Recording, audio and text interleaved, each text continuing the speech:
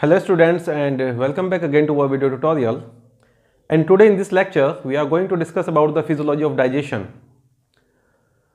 Up to now we have completed all the digestive glands and we have discussed all the primary and secondary digestive juices, which are true digestive juices and which are not true digestive juices. So the major digestive juice come from pancreatic juice. The bile is not considered as true digestive juices, and major digestive gland were salivary gland, gastric gland and intestinal gland. So in this lecture we are going to discuss that how these secretions is going to digest food at different sites in our body and how different nutrients are getting digested. So let me start with the physiology of digestion.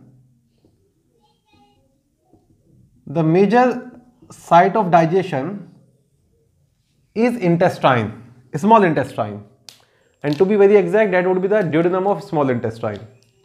But our digestion start with mouth. There would be two type of digestion. One would be chemical digestion and second would be mechanical digestion.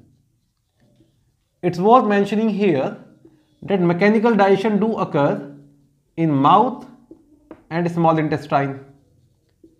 And in small intestine, see, in mouth it's well understood that due to the activity of teeth we have been cutting food into smaller particles, and that is mechanical digestion. And in small intestine there is special type of movement which are referred as to segmentation. And in segmentation only longitudinal muscles contract.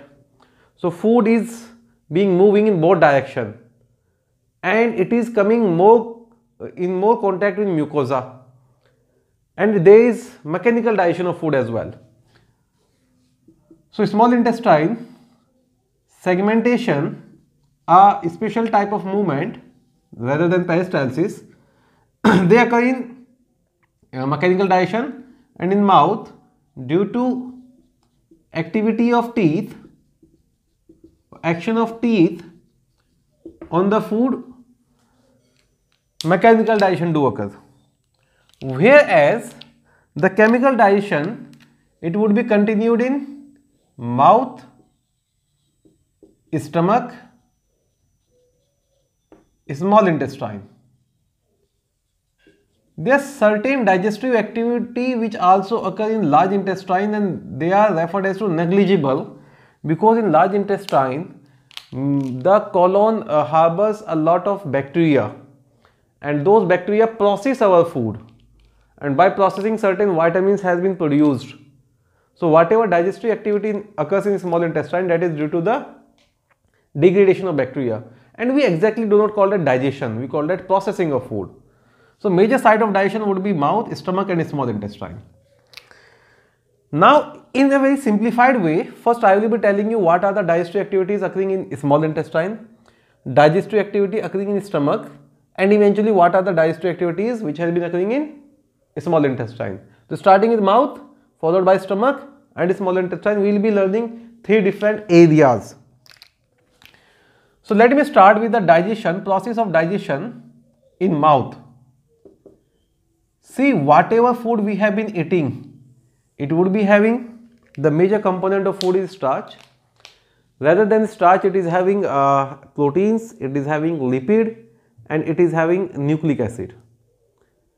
In mouth, there is only one enzyme which is present, and the name of that enzyme is ptyalin or salivary amylase, alpha amylase, and that comes from salivary juice, the secretion of salivary gland. And major contributor of ptyalin is, let's say, parotid gland. This is what we have learned. So in mouth only starch get digested. There is no digestion of protein, there is no digestion of fat, first thing to remember. And second thing, 30% of starch get digested. Not all, but 30% of starch get digested in mouth. So followed by the mechanical breakdown of food, there is chemical breakdown of food as well, which we call hydrolysis, because in presence of water the molecules are getting broken down, and those category of enzyme which require water for their action are referred as to hydrolase. All the digestive enzymes are hydrolase. So in mouth, 30% of starch get digested. It's also worth mentioning here that properly ripe and well cooked starch get digested here. Uncooked starch do not get digested, or unripe starch do not get digested. So if I show you the chemical digestion here, the pH at which this enzyme works is 6.8, and at a pH of 6.8, ptyalin or alpha amylase or salivary amylase break down starch into simpler form, and the simpler forms are alpha dextrins, short chains of glucose, maltose, which is a disaccharide made up of alpha glucose, the linkage is 1:4, and isomaltose, again a disaccharide made up of alpha glucose, but the linkage is 1:6. So when we have discussed about the structure of starch, we have learned that starch is a homopolysaccharide which is made up of alpha glucose, and there are two kinds of linkages. In the straight chain there is alpha 1:4 linkage, and at the branching there is alpha 1:6 linkage. So there would be certain disaccharide which are of straight chain, certain disaccharide which are of branch chain, and certain oligosaccharides which are made up of alpha glucose, and we call that alpha dextrins. So 30% of starch get digested when you start chewing your food. When you start chewing your food, by the action of your teeth, by the action of your tongue, the food has been getting mixed with your saliva. We call that food bolus, and in that food bolus, 30% of starch get digested. We have discussed that maltose is having a sweetening index, and maltose sweetening index is about 32. So the time when you start chewing your food and it start tasting little bit sweet, it simply means that maltose has started coming out. The final digestive product of carbohydrate is not produced in mouth. They actually need succus entericus for the final digestion. The final digestion of starch would be done by succus entericus only. There is no digestion of proteins. It's worth mentioning here. There is no digestion of fat and nucleic acid in our mouth. So whatever DNA, RNA, whatever lipid is there, whatever protein component is there, they remain undigested in our mouth region. And only nutrient which is getting digested is starch. Which is starch? The well cooked and ripened starch. Unripened and uncooked starch is not digested. And how many percentage? 30%. By the action of ptyalin or alpha amylase or salivary amylase, pH 6.8, and end product is this much. So when we start chewing our food, and by the action of our teeth, we have been making food bolus, and that bolus has been getting mixed with salivary secretion, there result 30% digestion of starch only. Then with the help of pharynx, with the help of soft palate, the vulva, and with the help of esophagus, we used to ingulf food, swallowing or deglutition, and esophagus is having no enzymes, so that food start going through the esophagus towards stomach and the movement which are taking place here are peristaltic movement, and in peristaltic movement first there is contraction of circular muscle followed by longitudinal muscle. तो पहले inner circular muscle contract करेंगी, जब inner circular muscle contract करेंगी तो longitudinal muscle relax होंगी, और जब longitudinal muscle contract करेंगी तो सर्कुलर मसल रिलैक्स हो जाएंगी. So by the rhythmic contraction of circular followed by longitudinal, तो आप याद रखना जो अल्फ़ाबेट पहले आता है वो पहले कॉन्ट्रैक्ट करता है, तो सर्कुलर कॉन्ट्रैक्ट फर्स्ट. पेरिस्टाल्सिस होगा, इस पेरिस्टाल्सिस मूवमेंट से इसोफेगस से फूड पास करना शुरू करेगा. Then there are certain nerve innervation which opens up my gastroesophageal sphincter or cardiac sphincter. One role is played by SCL, second role is played by nerves, signal come and that sphincter open. Normally that sphincter is closed, so stomach content is not coming outside and it opens when there is passage of food. The second site of digestion, so digestive activity in mouth is clear. The second site of digestion is stomach, and due to the passage of food in esophagus and due to neural innervation the cardiac sphincter opens and the food is going to stomach. If there is a abnormally permanent close of cardiac sphincter, or if cardiac sphincter fail to open, we call that condition as cardiac eclasia. If sphincter remain closed, the food start accumulating in the esophagus, and if there is improper opening of sphincter, it opens without the entry of food. So there are cases then stomach content can be coming out. We call that as pyrosis and heartburn. So heartburn is irregular opening of sphincter and irregular closing of sphincter is cardiac eclasia. These two terms would have been discussed in the disorder of digestive system. So in stomach, see stomach जैसे food stomach में पास करना शुरू करेगा तो जी cell gastrin hormone बनेगी और gastrin hormone initiate करता है गैस्ट्रिक सिक्रेशन को और मोटिलिटी को. तो now our stomach muscles become motile and start releasing a lot of secretion. The motility comes in the muscles actually. So they are being motile and now more peristalsis occurs. I told you that maximum peristalsis occurs in stomach, right? Stomach is the major site of digestion for protein. Major site of digestion for proteins. आप ये भी याद रखेंगे proteins intestine में भी digest होती है, पर मेजरली जो प्रोटीन्स डाइजेस्ट होती है वो स्टमक में होती है. अब क्या क्या होगा स्टमक के अंदर? सी एक स्टमक के अंदर सबसे पहले क्या होता है कि जो पेप्सिनोजन है वो आपका in presence of HCl activate होता है और पेप्सिन बनाता है. और एक बार अगर पेप्सिन बन गया HCl की जरूरत नहीं होती, अब वो अपने इनएक्टिव फॉर्म को एक्टिवेट करना शुरू कर देता है और pepsin start activating it's inactive form. एक ऐसा फिनोमिना जब किसी मॉलिक्यूल का एक्टिव फॉर्म उसी को एक्टिवेट करना शुरू कर दे, उसके इनएक्टिव फॉर्म को एक्टिवेट करना शुरू कर दे, उसको बोलते हैं ऑटो कैटालिटिक एक्टिवेशन. सो ऑटो कैटालिटिक एक्टिवेशन क्या होता है? जब किसी मॉलिक्यूल का एक्टिव फॉर्म उसके इनएक्टिव फॉर्म को एक्टिवेट करे. तो सारे पेप्सिनोजन एक्टिवेट हो गए पेप्सिन में. नाउ पहले हम पढ़ते हैं इन्फेंट के स्टमक का केस, फिर एडल्ट के स्टमक का केस पढ़ेंगे. इन इन्फेंट ऑफ मैमल, सी मैं ह्यूमंस नहीं बता रहा हूं यहां पे exactly, I am talking about mammals here, क्योंकि ह्यूमंस के अंदर भले ही हम वो एंजाइम अभी पढ़ रहे हैं यहाँ पर और अपनी 11th-12th की क्लास में हम पढ़ के जाते हैं, पर हायर क्लास में तुम पढ़ोगे ऑलमोस्ट इनसिग्निफिकेंट एक्टिविटी होती है. वो काफ के स्टमक में होता है to be exact. Anyways in infant of mammal एक एंजाइम आता है जिसका नाम होता है प्रोरेनिन, और प्रोरेनिन का दूसरा नाम है काइमोसिन. तो प्रोरेनिन और chymosin is activated by HCl as well as rennin. और रेनिन का क्या काम होता है कि जो मिल्क के अंदर प्रोटीन होती है, एक सॉल्युबल प्रोटीन है, इसका नाम है casein. Casein is the soluble milk protein.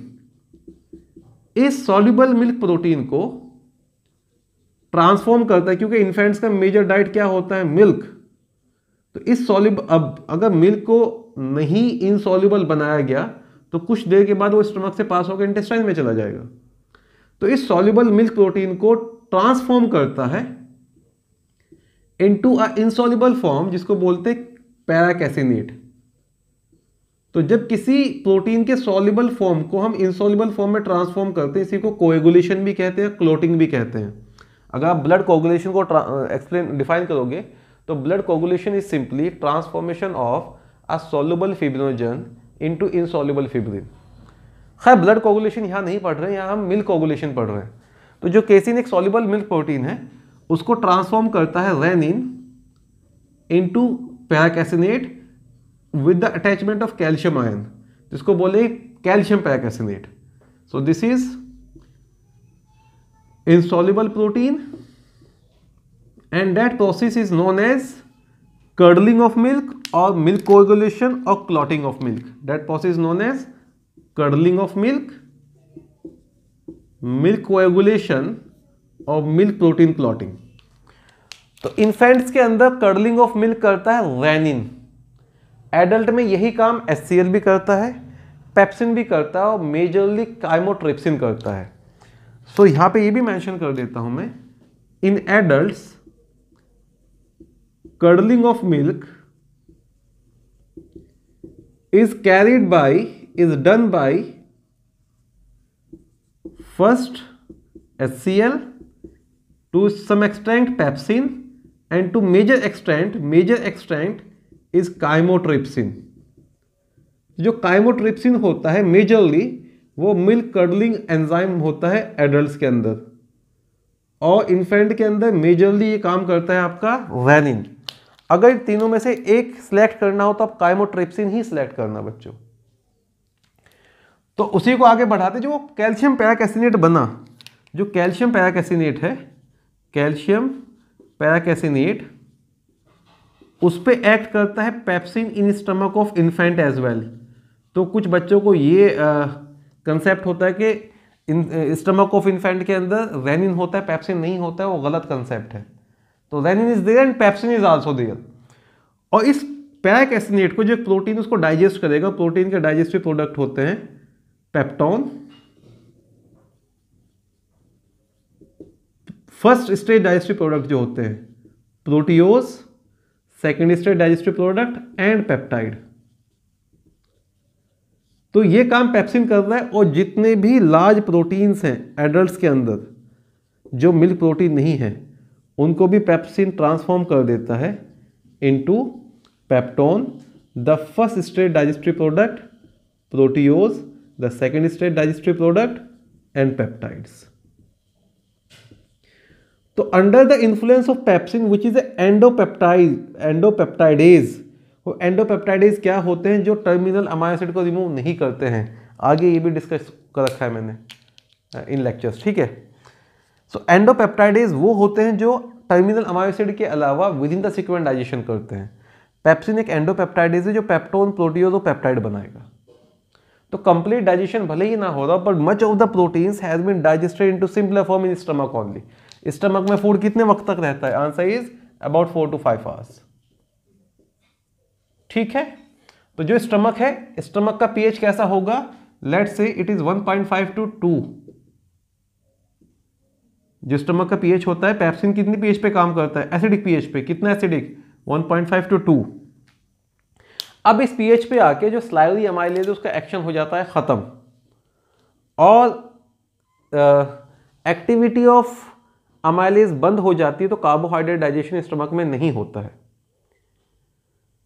कुछ कंसेप्ट ये कहते हैं, कुछ किताबों में लिखा होगा कि जब फूड स्टमक में आ जाता है तो घंटा भर लग जाता है सीएल आने में, तो 1 घंटे तक डाइजेशन होता रहता है। वो ठीक नहीं है।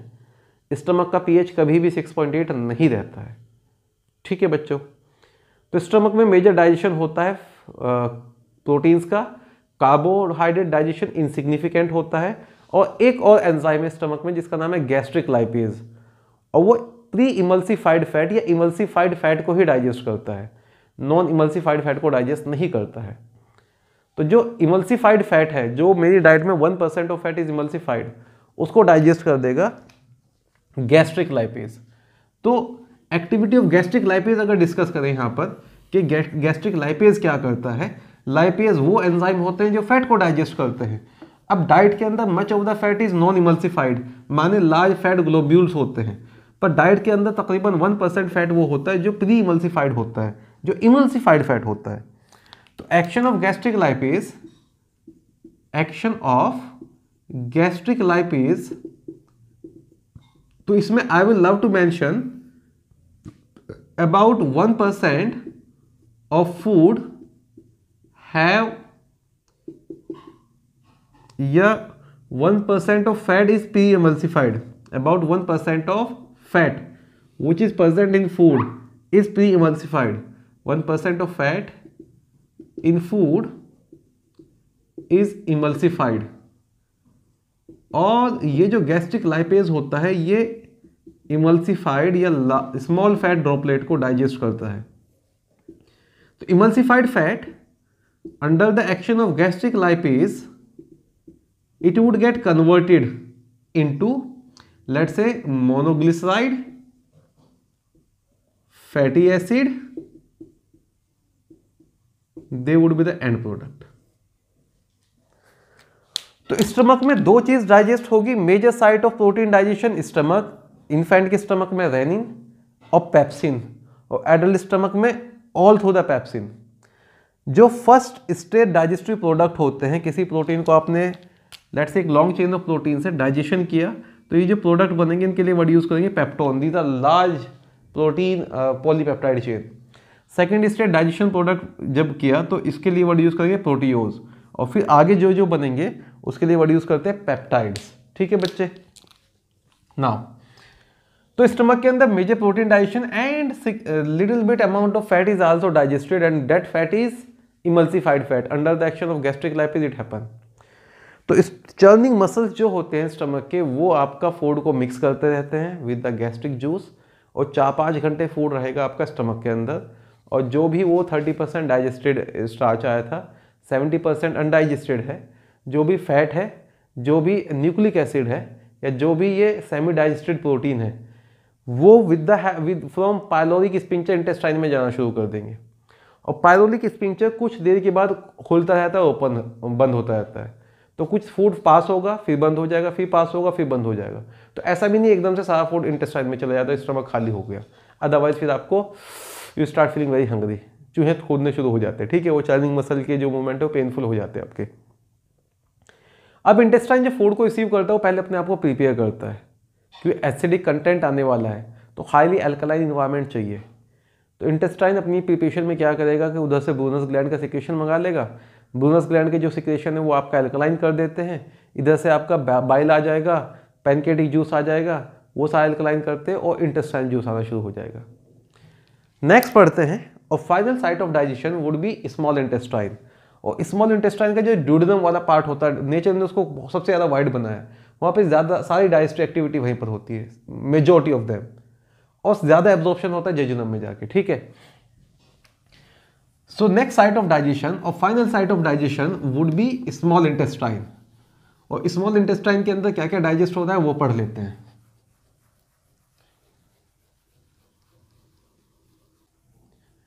स्मॉल इंटेस्टाइन के अंदर आपके पास आएंगे बच्चों pancreatic juice, secretion of Brunner's gland, bile, as well as intestinal juice. So जितना भी डाइजेशन होगा वो सारा ही eventually digestion is completed in small intestine, अगर मैं एग्जैक्टली बात करूं। So third site of digestion, digestion in small intestine. तो वन बाय वन हर एक न्यूट्रिएंट का डाइजेशन और उसके फाइनल डाइजेस्टिव प्रोडक्ट पढ़ लेते हैं। सबसे पहले पढ़ते हैं कार्बोहाइड्रेट्स के साथ क्या होगा।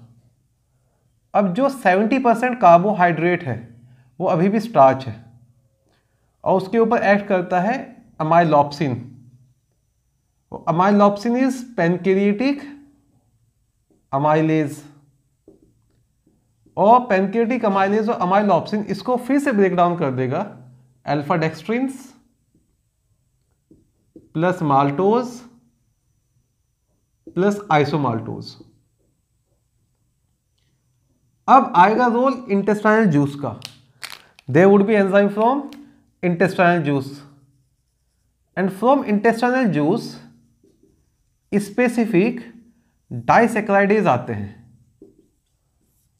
और वो क्या क्या होते हैं, अब मेरे पास क्या क्या बचा है, अल्फा डेक्स्ट्रिन से खूब सारे, माल्टोज है, आइसोमाल्टोज है। अगर कुछ मिल्क प्रोडक्ट भी ऐड था मेरे फूड के अंदर तो लैक्टोज शुगर होगा, और फूड अगर स्वीट था, कुछ टेबल शुगर डाल रखा था तो सुक्रोज होगा। अब इनको डाइजेस्ट करने के लिए स्पेसिफिक एंजाइम आएंगे स्मॉल इंटेस्टाइन से, अल्फा डेक्स्ट्रिनेज, इवेंचुअली ग्लूकोज बन जाएगा यहां पर, maltase, it would result in the formation of glucose plus glucose. Trisaccharide था तो 2 मोनोसैकेराइड बन गए, 2 alpha glucose. Isomaltase again 2 alpha glucose. तो एंड डाइजेस्टिव प्रोडक्ट अभी तक बना है मेरे पास ग्लूकोज। जो लैक्टेज होता है वो ब्रेक डाउन कर देता है लैक्टोज को इनटू ग्लूकोज प्लस गैलेक्टोज। और जो सुक्रोज होता है उसका दूसरा नाम होता है इनवर्ट शुगर। बताया था क्यों इनवर्ट शुगर है, एक डी शुगर है एक एल शुगर है उसके मोनोसैकेराइड कंपोनेंट। और जो सुक्रेज होता है जिसका दूसरा नाम इनवर्टेज भी है, वो कन्वर्ट कर देगा ग्लूकोज एंड फ्रक्टोज। तो after the complete digestion of carbohydrate in small intestine, the end digestive product which are produced are glucose, galactose and fructose. और इन्हीं को आपको एब्जॉर्ब करना होगा। एब्जॉर्प्शन में जब बात करेंगे तो मोनोसैकेराइड में क्या क्या एब्जॉर्ब करेंगे, glucose, galactose and fructose. These are end digestory product. एक और चीज मैं बता दूं अबाउट लैक्टेज हेयर कि दे आर सर्टेन इंडिविजुअल जिसमें लैक्टेज वाला जीन नहीं होता है तो वो लैक्टेज नहीं बनाते हैं, या ओल्ड एज में जाके इस जीन का एक्सप्रेशन कम हो जाता है, वो लैक्टेज बनाना बंद कर देते हैं, एक्सप्रेशन ही नहीं होता। तो जब आप लैक्टेज ना बना पाओ तो लैक्टोज शुगर को भी आप नहीं यूटिलाइज कर पाओगे, तो उसको बोलते हैं लैक्टोज इंटॉलरेंस। तो उस कंडीशन में क्या होगा कि जो लैक्टोज शुगर है वो बैक्टीरियल एक्शन से फर्मेंट होना शुरू हो जाएगा। और जो लैक्टोज इंटॉलरेंट पेशेंट होते हैं जिनको लैक्टोज इंटॉलरेंस होता है, जब भी वो दही वगैरह, जब भी वो कोई ऐसी चीज़ खाएंगे जिसमें ज़्यादा लैक्टोज होता है, उनको फार्टिंग या फिर गैस प्रोडक्शन होना शुरू हो जाएगा। ठीक है, तो लैक्टोज इंटॉलरेंस क्या होता है, जब लैक्टेज जीन लैक्टेज एंजाइम नहीं बना पाता। तो फाइनल डाइजेशन कहाँ होता है, ये सारा का सारा ड्यूडेनम में। और एंड डाइजेस्टिव प्रोडक्ट कहाँ हो गए, again I repeat, final digestion of carbohydrate occurs due to succus entericus और intestinal juice. Find the major pancreatic amylase or major amylase of our body is amylopsin, क्योंकि 70% starch को यही digest कर रहा है। पर फाइनल डाइजेस्टरी कहाँ से आएंगे, स्मॉल इंटेस्टाइन से। ठीक है बच्चे, फिर बात करते हैं प्रोटीन्स का। अब प्रोटीन्स में ज़्यादातर प्रोटीन्स ब्रेक डाउन हो गई हैं और कुछ प्रोटीन्स बची हैं जो ब्रेक डाउन नहीं हुई हैं। तो एक एंजाइम आता है ट्रिप्सिनोजेन, यह आया पैनक्रियाटिक जूस से। और एक आता है आपके पास एंटेरोकाइनेज, एंटेरोकाइनेज आता है आपका इंटेस्टाइनल जूस से। It's worth mentioning here, it is from intestinal juice. और ये एक्टिवेट करता है ट्रिप्सिनोजन को ट्रिप्सिन में। और एक बार अगर ट्रिप्सिन एक्टिवेट हो गया तो वो ऑटो कैटालिटिक एक्टिविटी शो करता है, बाकी सबको एक्टिवेट कर देगा ट्रिप्सिनोजन को। साथ ही साथ ट्रिप्सिन काइमोट्रिप्सिनोजन और प्रोकार्बोक्सीपेप्टाइडेज को भी एक्टिवेट कर देता है। ट्रिप्सिन, काइमोट्रिप्सिनोजन एंड प्रोकार्बोक्सीपेप्टाइडेज को भी एक्टिवेट करता है। तो जो भी प्रोटीन्स बचे हैं अब अनडाइजेस्टेड प्रोटीन, ट्रिप्सिन भी एक एंडोपेप्टाइडेज है जो अल्कलाइन पीएच पे काम करता है। लेट से उसको अपने एक्शन के लिए 8.6 पीएच चाहिए, उसको अपने एक्शन के लिए 8.6 पीएच चाहिए। और काइमोट्रिप्सिन भी एक एंडोपेप्टाइडेज है। काइमोट्रिप्सिन को जनरली बोलते हैं milk curdling in adult, rennin milk curdling कर रहा था इन इन्फेंट। एडल्ट के अंदर HCl और पेप्सिन भी ये काम कर रहे हैं। ये कन्वर्ट कर देगा पेप्टोन, पेप्टोज एंड पेप्टाइड में।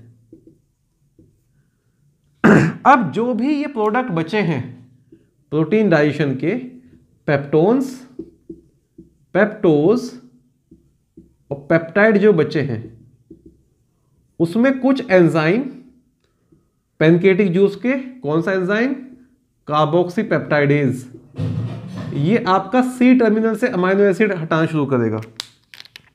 तो it would result in the formation of amino acid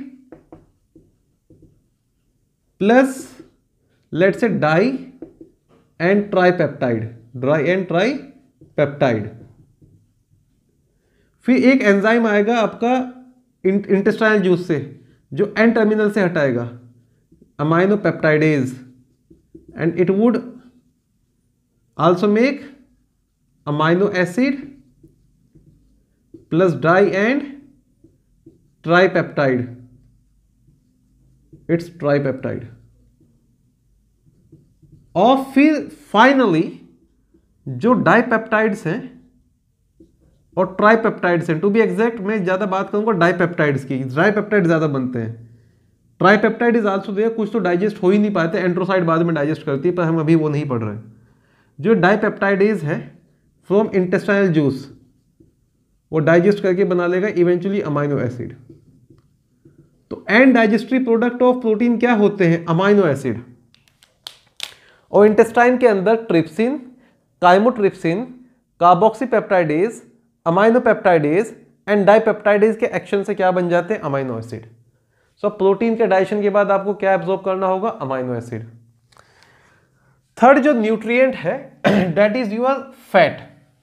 अब फैट के साथ प्रॉब्लम ये है, एक तो वो डाइजेस्ट होने में भी दिक्कत करेगा और फिर वो एब्जॉर्ब होने में भी दिक्कत करेगा। तो फैट के लिए नेचर ने ना एक अच्छा सा सिस्टम और अलग सा पाथवे बनाया है। Even fat is not absorbed in blood, वो आपका लिम्फ के अंदर एब्जॉर्ब होते हैं, तो ट्रांसपोर्टेशन भी थोड़ा अलग सा होता है उनका। अगर फैट की बात करें, सबसे पहले होता है इमल्सिफिकेशन, और इमल्सिफिकेशन होता है इमल्सिफिकेशन बाय बाइल सॉल्ट। और सेकंड चीज आप याद रखोगे, लाइपेज, जिसको हम स्ट्रिएप्सिन कहते हैं, स्ट्रिएप्सिन मैंने कॉम्प्लेक्स ऑफ एंजाइम पढ़ाया हुआ है आपको, इज एक्टिवेटेड बाय बाइल। ये दो काम हो गए पहले इंटेस्टाइन के अंदर। फिर जितना भी आपके पास लार्ज फैट ग्लोब्यूल है, large fat globule, they are broken down into smaller fat globule with the help of bile salt. Smaller soluble fat globule, large insoluble fat globule is broken down into smaller soluble fat globule, और इसको बोलते हैं emulsification. अब ये जो emulsified fat है, इसके ऊपर काम करेंगे स्ट्रिएप्सिन फ्रॉम पैनक्रिया और pancreatic lipase as well as intestinal lipase, और ये कन्वर्ट हो जाएगा triglyceride. Triglyceride is actually fat molecule. तो जो इमल्सिफाइड फैट है वो खुद एक ट्राइग्लिसराइड है, जो इमल्सिफाइड फैट है वो खुद एक ट्राइग्लिसराइड है जब मैं फैट मॉलिक्यूल की बात करूंगा। तो इमल्सिफाइड फैट को मैं लिख देता हूं यहां पर ट्राइग्लिसराइड। और जब ट्राइग्लिसराइड को डाइजेस्ट करेंगे ये एंजाइम, तो बनेगा आपके पास डाइग्लिसराइड प्लस 1 फैटी एसिड। फिर डाइग्लिसराइड जब ये डाइजेस्ट करेंगे तो बन जाएगा मोनोग्लिसराइड प्लस 1 फैटी एसिड। फिर कुछ मोनोग्लिसराइड डाइजेस्ट नहीं होंगे और कुछ डाइजेस्ट हो जाएंगे, तो मोनोग्लिसराइड भी एब्जॉर्ब होता है, वो एब्जॉर्प्शन में पढ़ेंगे। अगर मोनोग्लिसराइड फाइनली डाइजेस्ट हो गया तो क्या बन जाएगा? Fatty acid plus glycerol. तो यहां पे ये याद रखना जरूरी है कि हर एक स्टेप पर एक फैटी एसिड रिलीज हो रहा है और जो एंड डाइजेस्टिव प्रोडक्ट बने हैं वो बने हैं फैटी एसिड प्लस ग्लिसरॉल। अब fatty acid plus glycerol being insoluble in blood are not directly absorbed, और इसको एब्जॉर्ब करने के लिए कोलेस्ट्रॉल, बाइल, फॉस्फोलिपिड इसको कवर करेंगे, वो मिसेल बनाएगा जो एब्जॉर्प्शन में हमने डिस्कस किया है। और मिसल जाएगा एंट्रोसाइट के पास, एंट्रोसाइट उसको फिर से रीसिंथेसाइज करेगा into chylomicron which is a lipoprotein, and chylomicron lacteals के पास जाएगा विच इज लिम्फ। तो जब फैट डाइजेशन को डिस्कस करेंगे, end digestive product of fat is fatty acid and glycerol, end digestive product of carbohydrate was glucose, galactose and fructose, end digestive product of proteins are amino acid. अब एक और nutrient बच गया है जो है आपके पास न्यूक्लिक एसिड, और उसमें अक्सर कंफ्यूजन हो जाता है बच्चों को, तो उसमें ध्यान रखना है। अगर मैं न्यूक्लिक एसिड की बात करूं तो न्यूक्लिक एसिड में अगर मैं पैनकेटिक जूस की बात करूँ, एक एंजाइम हमने डिस्कस नहीं किया, इलास्टेज। और इलास्टेज इलास्टिन प्रोटीन को डाइजेस्ट करता है। तो जो इलास्टेज है वो भी पैनकेटिक जूस से आता है। अगर कभी सवाल पूछ लिया गया तो that is a part of pancreatic juice, not succus entericus. ठीक है बच्चे। और एक कॉम्प्लेक्स ऑफ एंजाइम पढ़ोगे, इरिप्सिन। जो इरिप्सिन होता है that is a part of succus entericus, और वो भी प्रोटीन डाइजेशन के लिए होता है। अक्सर नहीं पूछते हैं, आउट ऑफ द बॉक्स जाके पूछा तो erepsin is also a part of succus entericus, elastase is also part of pancreatic juice and both are protein digesting enzyme. Anyways, erepsin को तो कहते हैं जो कार्बोक्सीपेप्टाइडेज और अमाइनोपेप्टाइडेज का कॉम्प्लेक्स बनता है वो इरिप्सिन होता है। माने एक्सोपेप्टाइडेज का जो कॉम्प्लेक्स है वो इरिप्सिन है। जब न्यूक्लिक एसिड की बात करेंगे, it could be your DNA और it could be your RNA. तो पहले आएंगे पैनकेटिक जूस से, और पैनकेटिक जूस से आते हैं आपके पास डीएनएज और आरएनएज। और डीएनए और आरएनए न्यूक्लिक एसिड है जो बने होते हैं न्यूक्लियोटाइड्स के। They are the polymers of nucleotides. तो यहां पे आपको क्या मिलेगा? न्यूक्लियोटाइड्स। अब ये जो न्यूक्लियोटाइड्स बने हैं इनके ऊपर काम करेगा सक्कस एंट्रिकस के एंजाइम। जो न्यूक्लियोटाइड्स है, by the action of nucleotidase, by the action of nucleotidase they make nucleoside. Nucleotide और न्यूक्लियोसाइड में क्या फर्क होता है, एक क्विक रिव्यू उसका भी कर लेते हैं। आपके पास होता है पेंटोज शुगर जो राइबोज और डीऑक्सीराइबोज हो जाएगा। फिर आपके पास होता है नाइट्रोजनस बेस, प्यूरिन, पायरिमिडीन। उसके अंदर आएंगे आपके adenine, guanine, thymine, uracil, cytosine, nitrogen base plus phosphate और फॉस्फोरिक एसिड। ये मॉलिक्यूल होता है बेटा, इसको बोलते हैं न्यूक्लियोटाइडेज। तो 3 कंपोनेंट होते हैं, और अगर उससे फॉस्फेट हटा दे तो इस मॉलिक्यूल को बोलेंगे न्यूक्लियोसाइडेज। तो जो न्यूक्लियोटाइड है वो इन प्रेजेंस ऑफ न्यूक्लियोटाइडेज उसका फॉस्फेट रिमूव हो जाता है, तो क्या बन जाता है? न्यूक्लियोसाइड। और जब न्यूक्लियोसाइड के ऊपर न्यूक्लियोसाइडेज काम करेंगे तो ये वाला मॉलिक्यूल ब्रेक डाउन हो जाएगा और क्या बन जाएगा? Nitrogenous base and pentose sugar. जो न्यूक्लियोसाइड है उसके ऊपर इवेंचुअली काम करते हैं nucleosidase. Nucleoside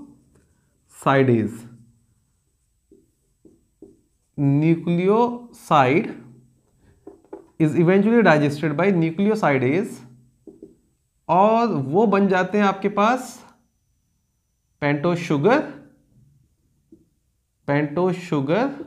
could be ribose or deoxyribose depending upon DNA or RNA, and nitrogenous base. तो प्लीज ये याद रख लेना कि ये जो दोनों एंजाइम ही इंटेस्टाइनल जूस से आते हैं, और वो जो एंजाइम था वो कहां से आ रहा है बेटा? पैनकेटिक जूस से। तो ये हो गया बच्चों आपका फिजियोलॉजी ऑफ डाइजेशन के बारे में एक क्विक ओवरव्यू, एक क्विक रिवीजन कि स्टमक के अंदर सिर्फ 30% ऑफ स्टार्च डाइजेस्ट होता है under the influence of ptyalin. Mouth के अंदर सिर्फ 30% ऑफ स्टार्च होता है digest under the influence of ptyalin. Mouth के अंदर कोई भी आपका प्रोटीन डाइजेशन नहीं होता, कोई भी आपका लिपिड डाइजेशन नहीं होता। Stomach is the major site of digestion for protein. बच्चों के अंदर रेनिन मिल्क कर्डलिंग करता है, एडल्ट के अंदर HCl, पेप्सिन और सबसे ज़्यादा काइमोट्रिप्सिन मिल्क कर्डलिंग करता है।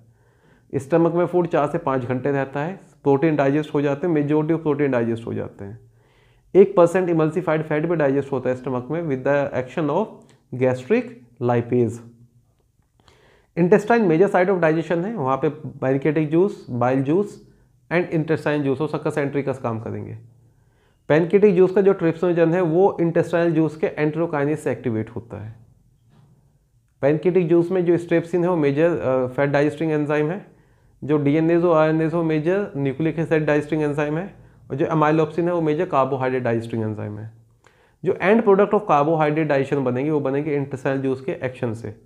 माल्टेज, आइसोमाल्टेज, लैक्टेज, सुक्रेज, डेक्स्ट्रिनेज, ठीक है, उससे डाइजेशन प्रोडक्ट आएंगे। फैट डाइजेशन करने से पहले इमल्सिफिकेशन करना होता है जो बाइल सॉल्ट करते हैं। जब फैट डाइजेस्ट होता है तो हर एक स्टेप पर एक फैटी एसिड रिमूव हो जाता है। Majority of fat fatty acid और ग्लिसोल बन जाएंगे और कुछ मोनोग्लिसराइड भी बच जाएंगे। ऐसे ही जब प्रोटीन डाइजेस्ट होता है तो अमीनो एसिड निकलने शुरू हो जाते हैं जो एक्सोपेप्टाइडेज है।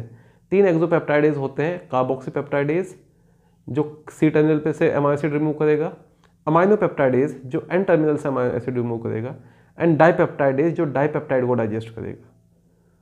ठीक है, कुछ अमीनो एसिड, कुछ प्रोटीन हमेशा डाइपेप्टाइड और ट्राइपेप्टाइड के फॉर्म में रह जाता है, वो इवेंचुअली जो एंट्रोसाइट होती है इंटेस्टाइन की उनके अंदर डाइजेस्ट होंगे जाके, पर ये अभी याद नहीं रखना है।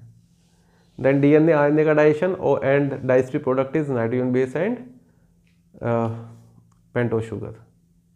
तो here we complete our physiology of digestion. Now however student please pay attention. अगला लेक्चर होगा एब्जॉर्प्शन का।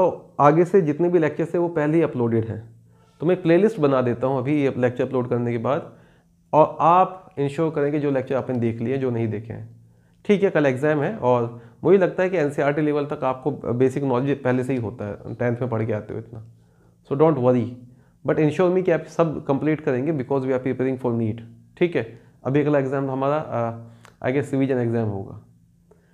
एक और लेक्चर बचेगा, that would be vitamins and I will be recording that today as well. After that I am going to record vitamin, और वो सबसे last lecture of the chapter होगा।